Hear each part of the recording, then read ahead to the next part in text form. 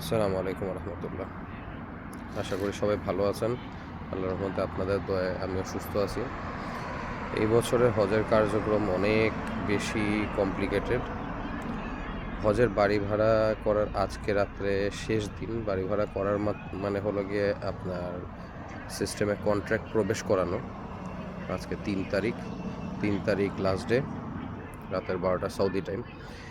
আর visa already issue হওয়া শুরু হয়ে গেছে। ভিসা ইস্যু করার লাস্ট ডেট হলো গিয়ে আপনার 20 শাওয়াল মাসের 20 তারিখে।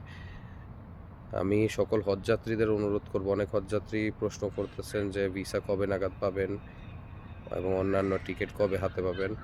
সকল হজযাত্রীকে অনুরোধ করব যে আপনারা আপনাদের অনেকেই যেমন এখনও পেমেন্ট ডিউ আছেন, পেমেন্ট ডিউ করে আপনার এজেন্সির কাছ থেকে পেমেন্ট ডিউ ক্লিয়ার করে এজেন্সির কাছ থেকে আপনার অন্যান্য তথ্যাদি বুঝে নেন, তাহলে আপনাদের জন্য খুব সহজ হবে।